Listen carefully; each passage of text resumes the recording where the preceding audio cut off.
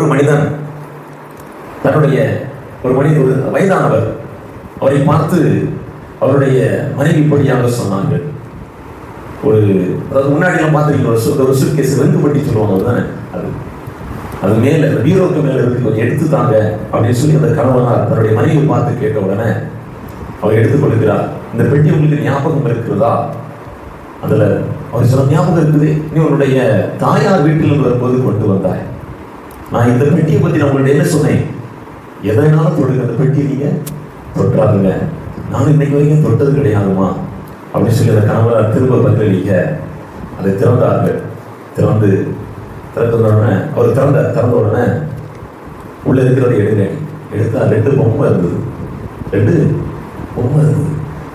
இன்னும் அழகா பொம்மைலாம் செய்தியா, இந்த பொம்மை என்ன தெரியுமா அப்படின்னு சொல்லிவிட்டு அந்த தாய் அந்த மனைவி அந்த கணவரை பார்த்து இப்படி சொன்னார்களாம், என்னுடைய பாட்டி நான் திருமணம் முடிந்து இந்த வீட்டிற்கு வருவதற்கு முன்பாக என்னிடத்தில் ஒரு காரியம் சொல்லி அனுப்பினார்கள். ஒரு கைக்கல் அதாவது பொம்மை செய்வதற்கு கற்றுக் கொடுத்து, உனக்கு எப்பமாவது கோபம் வந்தனா நீ என்ன செய், பொம்மை செய் அப்படின்னு சொல்லி கற்றுக் கொடுத்தாங்க. அவர் கேட்டாராம், இத்தனை வருஷத்துல 2 பொம்மை தான் செஞ்சியாமா, இத்தனை வருஷத்துல நீ அவ்வளவுதான்? அவர் சொன்னாராம், இல்லம்மா, நீங்க கொஞ்சம் கீழே போய் பாருங்க. அடுத்தது திறந்தா கீழே ஒரு 5 லட்சம் ரூபாய் பணம் உள்ள இருக்குது. இது என்னமா பணம்?